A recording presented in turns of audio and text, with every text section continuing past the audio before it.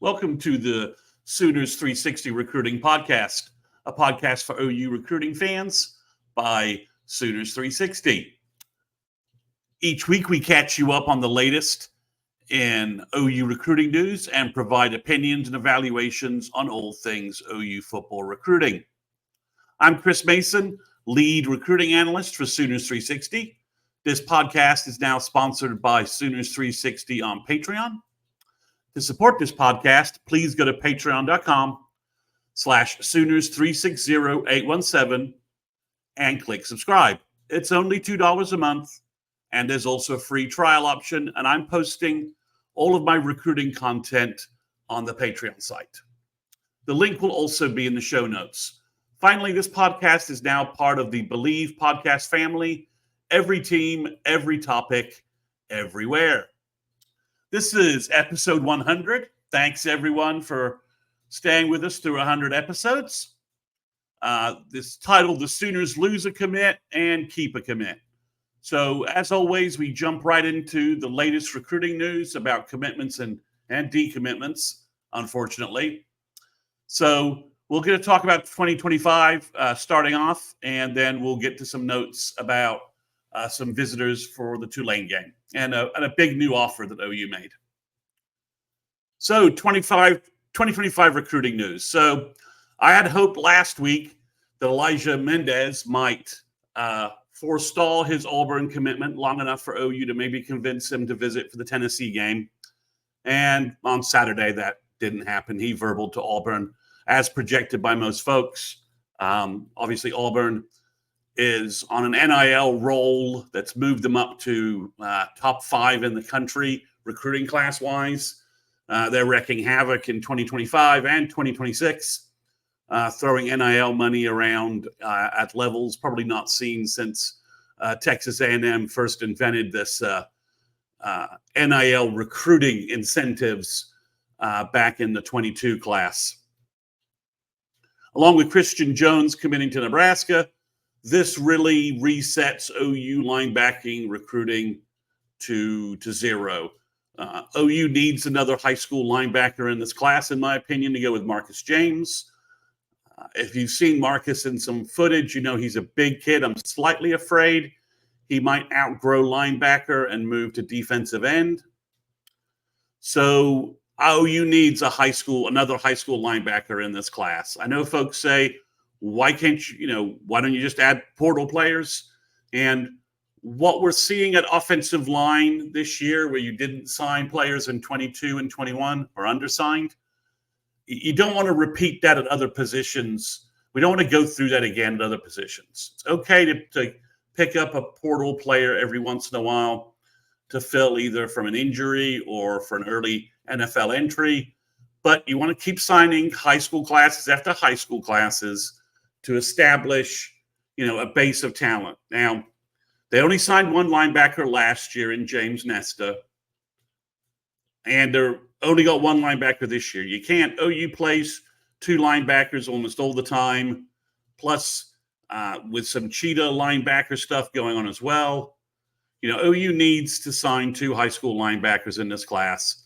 So at this point, really, you have one of two choices. OU can go back to some of the high school linebackers they initially were recruiting, players they've had some relationships with, even if the roof to Zach Alley situation maybe interrupted that a little bit. The linebacker play at OU is going very well. Danny Stutzman is having a tremendous season. I think you sell all that and try and flip a kid. Or from your previous offers, or you make some new offers. And I mentioned Caleb Burns from the Houston area. He's a Baylor commit previously, that OU was sort of following him online. His OU coaches are kind of tracking him on Twitter. He has excellent film. He's getting interest from a lot of big-time programs. I'd like to see OU make that offer and try and get him on campus for a visit if they can. Dave Aranda is not going to survive this year at Baylor. So, maybe this is the Michigan State scenario where OU is able to pick up Caleb Burns like they picked up Reggie Powers last year. I think he's 6'1", 225. He looks really athletic, very physical. I think he would be a good addition to the OU linebacker room. He plays linebacker in high school. This is not a projection of safety or some other position or dialing down a defensive lineman or presuming his safety is going to add on some weight. He's a linebacker. So that would be a move that I think OU could make. There may be some other players out there that they could evaluate and make some offers and see if they can get some players on campus. OU has official visits they can use this fall. So I think linebacker needs another player. Now, in kind of a weird situation, Cortez Mills, who I was talking about last week as maybe being a decommit, appears to be based purely off a post on Twitter, because no one's talked to Cortez Mills or got an interview yet. I haven't seen an interview yet from On3, 247 or Rivals, where he's reconfirmed this. But he posted a photo from his official visit in June with a lock symbol, which Emmett Jones just reposted on Twitter. So it looks like the Nebraska visit was a fun visit. He kind of got that out of his system. OU said, hey, look, we really don't want you taking these visits. And if you are, we're probably going to look at maybe other linebackers or players or other players at other spots for your position. So we just need to know when you're done. Let us know when you're done. And it sounds like Emmett Jones and Mills, or maybe Brent, both of them just sat down, explained things to him. And maybe he just realized, I really want to be part of the OU class. I'm just going to lock. I'm going to close things down. So we'll see if that sticks. But for right now, it looks like he is part of the OU class. Really like Cortez. You guys know that. I think he's a top 100 player. I think he's probably the best wide receiver in the class. Although I love Elijah Thomas so much. I think it's more of a toss-up than most people would think. So, but regardless, if he stopped taking visits in the next couple of weeks and things settle down, then I think we can go ahead and say, okay, Mills is back in the class. He's going to sign with OU in December. And that's the good news. So the bad news, and it's disappointing for me because Floyd Picard has decommitted from OU. No update on where this is going long-term with OU. Based upon his post and him probably taking official visits to additional places, I don't see OU getting Floyd back in the fold. Based upon the way he seems to be wanting to take his recruiting and some of his comments after he verbaled to OU, maybe OU used their official visit too early. Should have waited for the fall. Brought him in for a home game. So we'll see. But right now, he's out of the. He's decommitted. He's clearly decommitted. Though no rumblings of this. He has said it. I don't think he's going to be part of the OU class. Brandon Drum on one of their most recent podcasts said that Floyd had kind of had an uneven start to his senior year at Miami Central. I don't know if that's true. There's no huddle footage that I can find of Floyd at Miami Central through his first couple of games. I don't know that means anything, but there's no footage for me to talk about one way or the other about how his senior year is going so far. So the bigger issue here is that, this is a bigger problem than losing Mills. Mills is a much more talented player, absolutely. Probably more likely to help OU maybe as a freshman even. But defensive tackles are the gold standard of recruiting. They're the hardest thing to get. And this is a bad year for defensive tackles in terms of high-level players, nationally speaking. The two difference makers in this class are Elijah Griffin and Justice Terry, both residing in the state of Georgia. Both probably going to Georgia, or one may go to Alabama. Maybe one will go to Miami. I don't know. But they're not – OU's got like no bites at either one of them. They're the elite guys. And then after them, I think there's about 10, 15 guys that you could probably put in the hopper and and based upon their height, weight, and what position they play, they can fall out where they are. I think Trent Wilson is definitely in that top 10 mix. And if you're talking about a pure three technique, a defensive tackle with speed and burst who can play at 290 every down, stop the run, pressure the quarterback, very much like Grayson Halton is doing for OU. If you need an example, a current team example, Trent I think is maybe the best of the class in terms of being a pure three technique.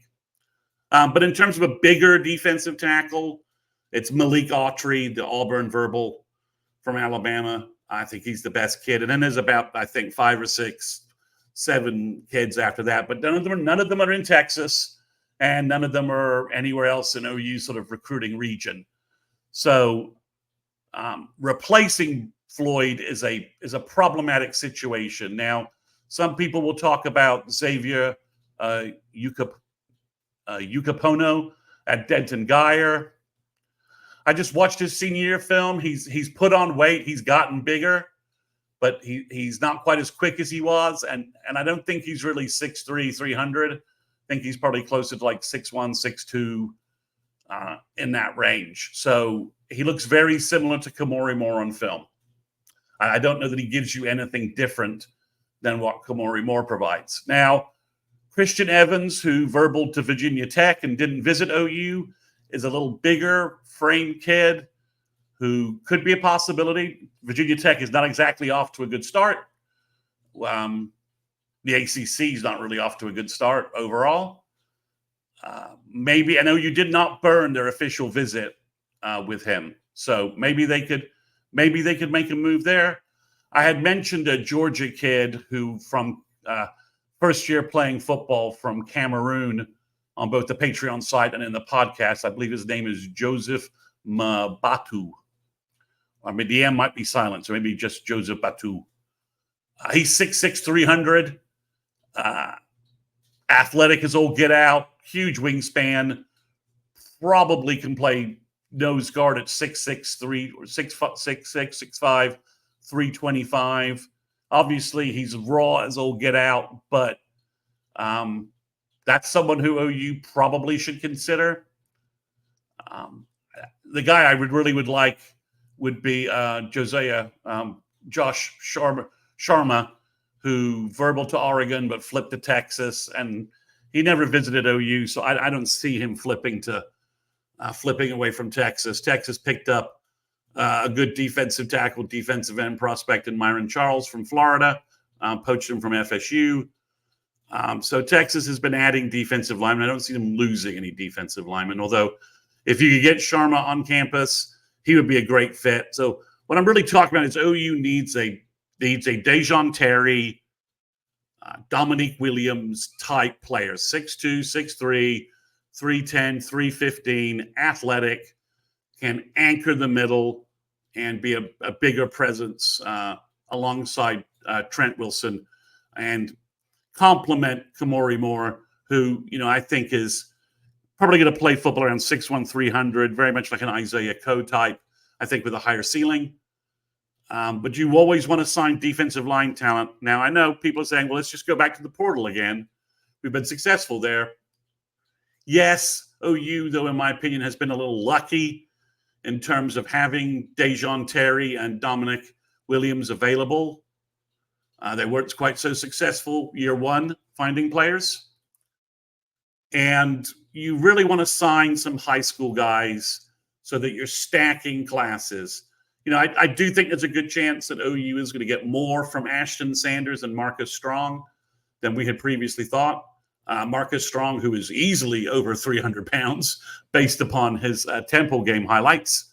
I mean, he flashed that. He showed something. Like everyone, we had no data points on him whatsoever. But then in that Temple game, he was athletic, he was explosive, and he's a big dude.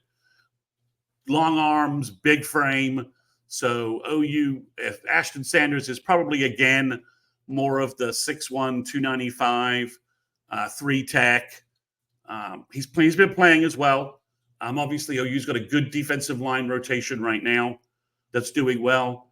So, but I think Sanders and Strong will help. But you just want to keep signing talent year over year. You never want to be short defensive linemen moving forward. This is why, what we've been saying about the O-line, let's not forget that O-line lesson and repeat it at other positions on the roster, especially in the trenches. So if I was OU, I'd make some offers. I'd get some kids in and make sure you add at least one more player to this class.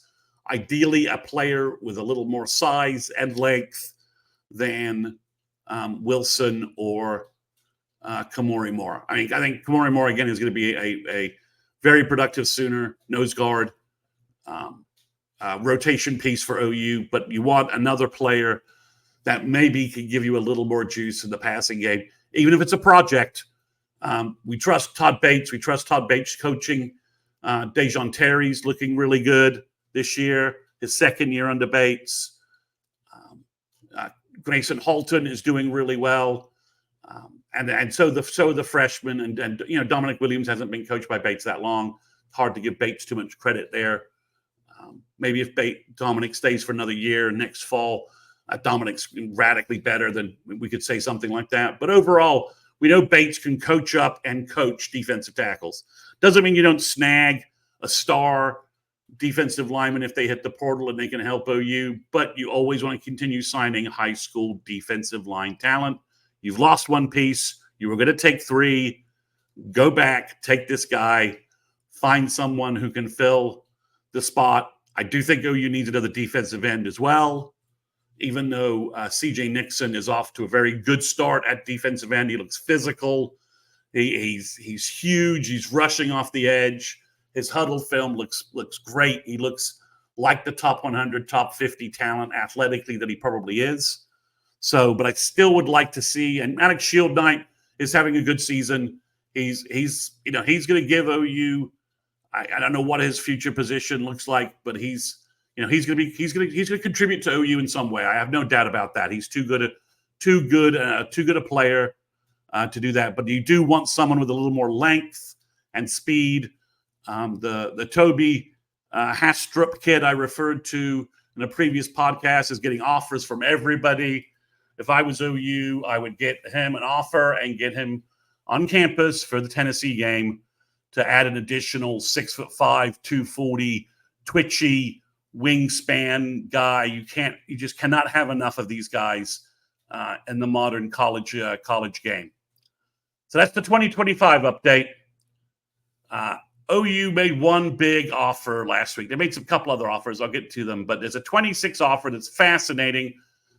Just because of the connections to what OU's doing in recruiting and his talent level, his ranking. So OU offered 2026 running back wide receiver Davion Gross. That's Groce. I believe Gross is how you would say that. He's 6'2", 6'3", 190 pounds from Lone Star Frisco, which at this point should ring some bells with you. I've been talking about Lone Star Frisco players, Ryder Mix, the OU verbal tight end for 2026, and big-time safety target, Jordan Deck, who has a crystal ball in from Josh McCuistion at Sooner Scoop to OU. I think Jordan's a top 100 player. I think Ryder Mix is a top 250, top 200 tight end. Fits in great with the other tight end players at OU's recruiting and hopefully adding to the roster. So that's Lone Star Frisco. And the last Lone Star Frisco point, which I probably mentioned at one point but haven't mentioned in a while, is one of the coaches on the Lone Star staff is Travis Wilson, the OU wide receiver alum. And he's part of the class, and he probably coaches Gross quite a bit. So Gross is a composite top 50 player. He's got offers from everyone, and he's ranked in the top 50 by almost every service. He's also ranked 18th in the nation by 247, which officially makes him a 5-star talent. I've watched his film, watched his highlights, and he is absurdly good at both running back and wide receiver. He looks like an elite super elite kind of prospect. Like you watch those films and you're just like, wow, that guy's really, really good. So OU, I think, will be heavily involved in this recruiting just because of their connections with his teammates and at Lone Star. And it's Emmett Jones or DeMarco or a combination of the two recruiting him. He's the top 3 running backs in Texas are Javion Osborne, Jonathan Hatton, and probably Davion Gross if you want to classify him as a running back. So if you could add Gross to Hatton and to Caden Jones, you could even maybe allow Caden Jones to play cornerback if you picked up Gross, or you move. Gross is probably, like I said, 6'3" at this point. So that's tall for a running back. The last elite running back that tall was Eddie George or Adrian Peterson, AD. Although Leonard Fournette might be been that tall, but I don't think he's obviously all muscled up. But I'm not sure if Leonard Fournette was that tall. So can you play running back at 6'3"? Again, you could use him all over the field in a variety of ways. He looks excellent at wide receiver as well. He looks like he could be an elite wide receiver. This is a prospect to track. I would expect OU to try and get him up as early as possible and make a push for him, especially if they landed Jordan Deck in any reasonable amount of time, which I think is a possibility. Jordan Deck and 2026 safety from the Houston area, Isaiah Williams, probably 1-2 at the safety spot, and would be just another home run safety class from Brandon Hall. It would talk about just stacking talent upon talent. Those are just 2, 6, that would be another 6'2", 6'3", 200-pound, elite looking athletes at safety, just stalking that room again. So I think Davion, like I said, this is a big, big offer for OU. I would just take Gross and worry about how you're going to play him later. But if you added Gross and then you had Mason James at wide receiver, you're also looking at Aljor Miles, Zion Robinson, Jalen Pyle. Sorry, I think I called Jalen Jordan last week on the podcast. Sorry, Jalen, I mispronounced your name. Jalen Pyle from Dallas Baptist. You're talking about a lot of wide receiver talent, and OU will probably sign at least three again, depending upon how things will shake out, because Texas is loaded with elite wide receivers and elite wide receiver talent. Plus, they offered Jordan Clay from San Antonio last week, who I referenced on the podcast. He's 6'4", 200. It's Texas. It's Texas high school football with the dominant passing games and all of the quarterbacks. It has just made the wide receiver pool in Texas year over year just fantastic. I mean, it's just everyone's loaded. There's lots of elite prospects.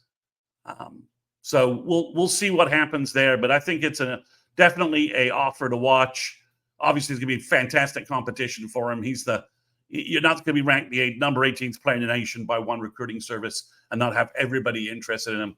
But we'll see how this breaks out. But it's a new name to watch. It sort of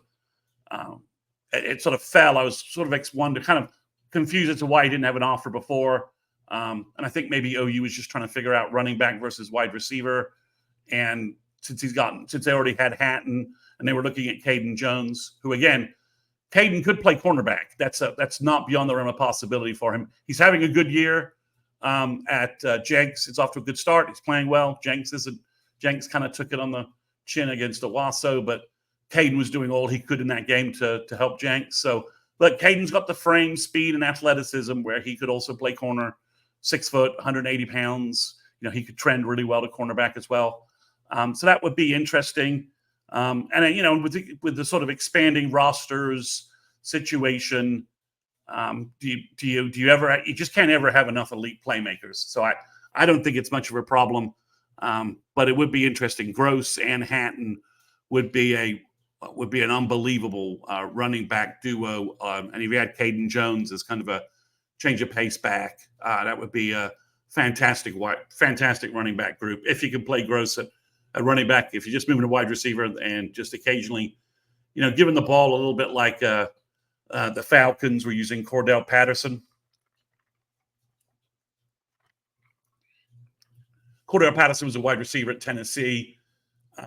Not always the best wide receiver skill-wise, but in the NFL, he's made a career out of playing sort of a hybrid running back wide receiver role. So I could definitely see Gross getting some plays like that.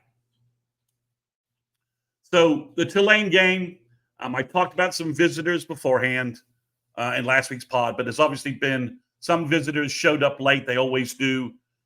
So we'll go over those quickly. I just want to reiterate, Jake Krull did visit officially. He was on campus, had a great time.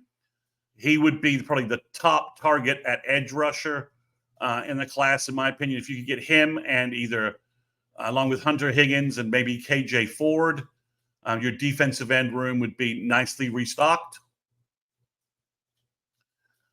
So he was on campus. One of the more interesting players that showed up was 2026 offensive tackle, offensive guard Drew Evers from Texas, Flower Mound area. He's been to OU several times in the spring, but then over the summer he went on a tour of other campuses, and it appeared that maybe Evers was cooling on OU. So his return visit, that was big news. So I think it really resets and enhances Evers' interest level in OU, and I think puts him heavily back in play for the Sooners to be maybe part of the offensive line class.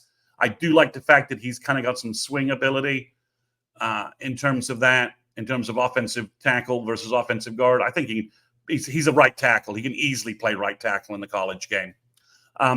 If you're wondering that due to Nick Evers' transfer out, if there's some ill will there, no, the Evers family seems to have firmly placed that on Jeff Lebby. So he won't be visiting Mississippi State, but the Evers family is more than happy for him to visit OU. There's some connections to other schools, but this is a part of the, this is an area OU recruits well, and Bill is doing a good job with young offensive linemen. Guyton at Dallas had a terrible game the other day, but just playing well at tackle. He has every signs of being like a 8-year, 10-year starter at tackle for the Cowboys. If they sign him and keep him, he has that look. So Evers, when you add Evers to Felix Ojo, I had the pleasure of meeting an individual from Nigeria, and I was talking about some of the Nigerian players OU was recruiting, and he let me know that Felix, his last name would be pronounced Ojo. So Felix Ojo from Mansfield is your left tackle, 6'7", 285, just athletic as all get out. And then you put Evers at right tackle. You can put Noah Best at guard or center.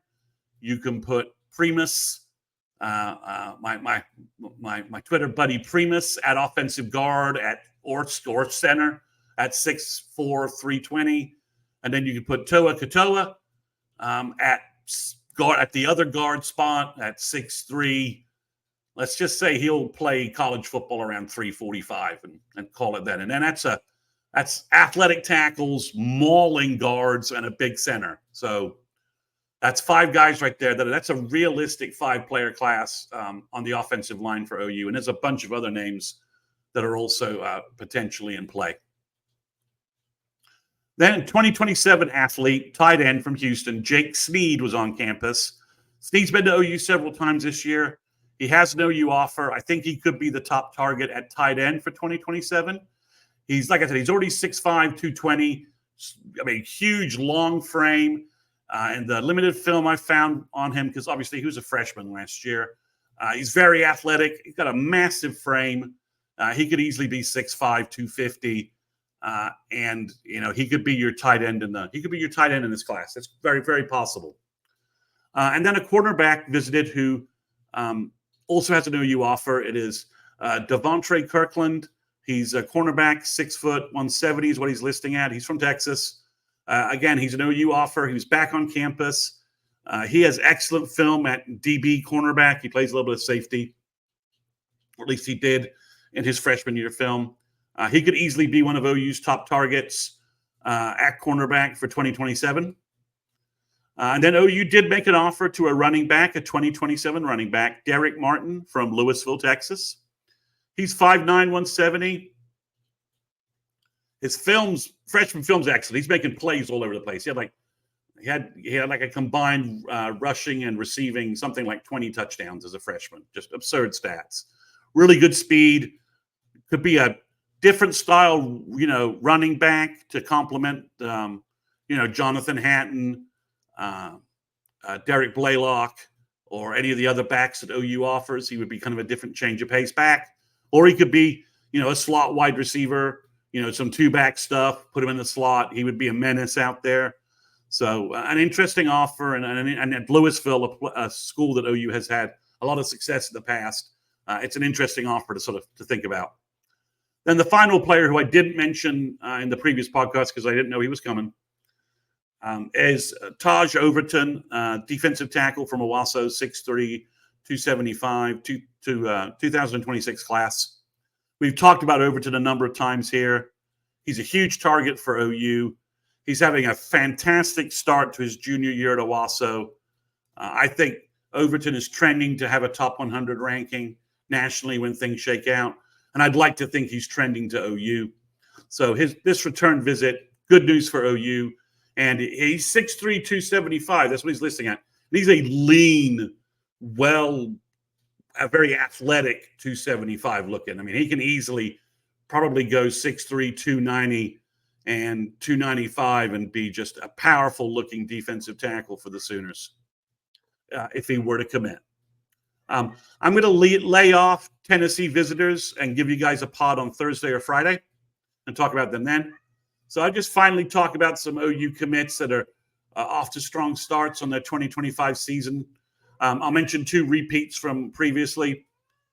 Trenton Wilson had another great game. He posted the highlights on Twitter. He's racking up tackles for loss and sacks from his defensive tackle, 3 technique position. Darius Afalava just had another mauling performance in his most recent game. Josh McQuistion over on Sooner Scoop on one of their YouTube videos did a feature on him. I strongly recommend you guys watch that. Darius is trending great. I mean, along with Foji and Fasusi, all 3 of those kids, along with Hollenbeck, who's just lower ranked. But I think Afalava should be in the top 200, should definitely be a higher rated player. And all 3 of those guys, I think, are trending to end up enrolling early to OU. So I think that's a great sign. So good games from the OU verbal quarterbacks. Jaden O'Neal, Narbonne had a rough start to the year, and he had a good game over the weekend, and they got a win. And then Kevin Sperry at Denton Geyer had a good game. They lost. They played a Crawley team that's just loaded with talent, probably going to be one of the championship contenders in Texas this year. And then I just want to mention him again. Elijah Thomas had another great game. He's just he's putting up unbelievable playmaking stats and impact for Chakotah. He's so badly underrated. I just wish one of the national guys would go to Chakotah and go watch him play because I think he's a top 75 kid in the country. So thanks, everyone, for listening. Make sure you subscribe to the podcast and don't forget to leave a rating. And again, please visit patreon.com/Sooners360817 to subscribe for more recruiting content and to support this podcast and to keep this podcast free and to keep it going. Thanks, everyone.